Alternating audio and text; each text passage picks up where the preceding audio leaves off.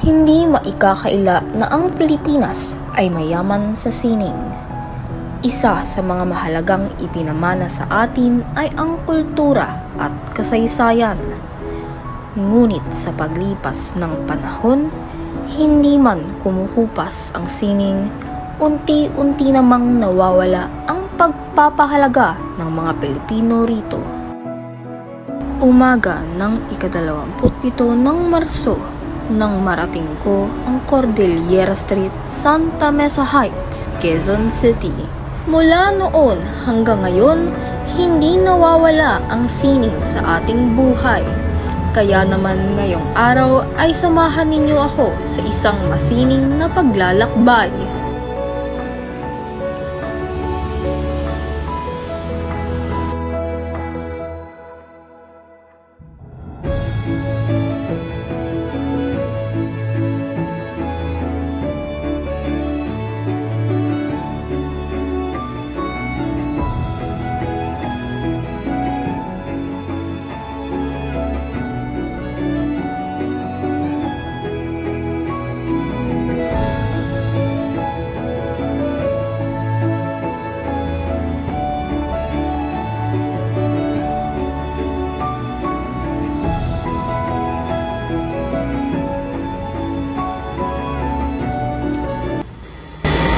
Hulaan nyo kung nasan ako. Andito ako ngayon sa Museo ng Pag-asa. Ang pagtangkilik sa sariling atin ay isa sa mga bumubuo sa ating pagkakakilanlan. Marapat lamang na buhayin at kulayan ang mga lokal na sining. Ngayong araw, halina't samahan ninyo ako upang tuklasin ang isang museo sa Quezon City na nagtataglay hindi lamang ng kasaysayan, kundi na rin ang katapangan sa gitna ng pakikibaka. Makikita ninyo sa aking likuran ang Museo ng Pag-asa. Ito ay nagsimula dahil sa pagtutulungan ng mga tao mula sa iba't ibang larangan. Bukod sa pagiging tahanan ng mga regalong natanggap ni Attorney Leni Robredo, ito rin ay nagsilbing lugar para sa mga likhang sumisimbolo sa pag-aasam ng mga Pilipinong makamtan ang gobyernong tapat.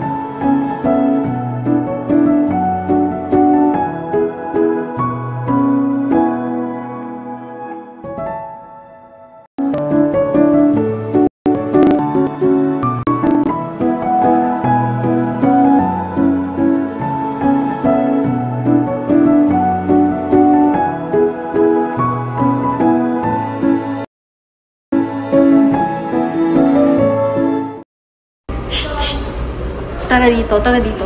Dali! Tingnan mo to. Ang laki and ang haba na para bang, hala, huy, mali. Pero alam niyo ba na sinisimbolo nito ang init na hinarap ng taong bayan sa mga puwersang laban sa demokrasya?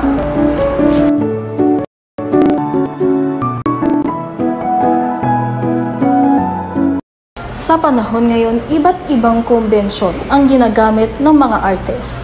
Noong kampanya, estilong sining ni Robert Alejandro ang ginamit. Ito ay sumiklab ng magbahagi si Alejandro ng kanyang mga dibuho. Kasama ito ng abisong maaari rin itong gamitin ng mga kakamping ng walang katumbas na kabayaran. Umaatikabu naman ang paggamit sa ganitong klase ng sining. Ito ay makikita sa t-shirt, tarpaulin, mga kwaderno, pamaypay, pader, payong, damit at kung ano-ano pa.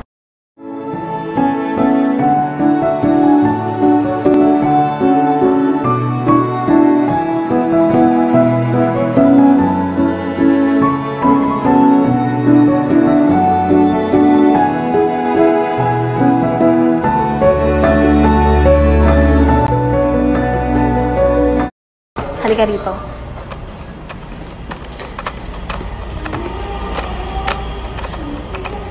Itong mga nasa likuran ko, yung mural na to, tumulong din si Alejandro sa pagde-design nito. Ang ganda, di ba? Sir pink. Very pink. And itong gift shop, tumulong din si Alejandro sa ibang objects na makikita natin sa loob. Tara, pasok tayo.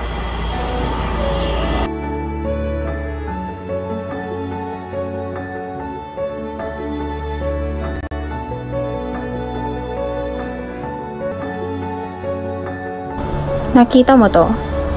Ganda, di ba? Kukunin natin yan. Uuwi ko to. Thank you po.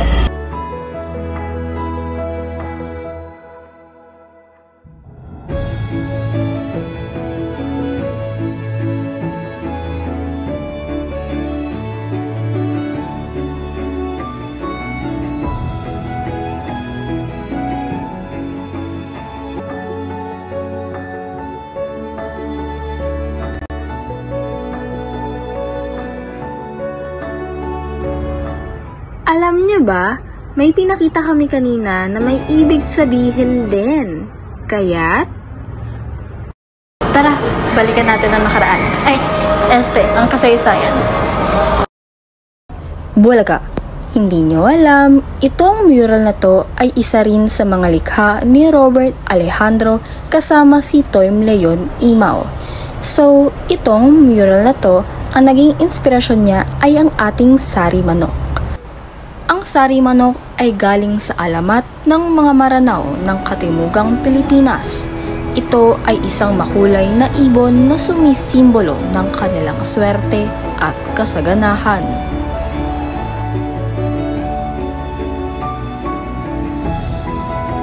ang mga lokal na sining ay nagtataglay ng buhay, kwento at kulay, kung kaya't ito ang nagsisilbing tulay upang mas maunawaan natin ang ating kasaysayan at kultura. Kaya naman, sa biyahe ng buhay, samahan ninyo akong maglakbay at pagtuunan pa ng pansin ang ating lokal na sining. Paalam!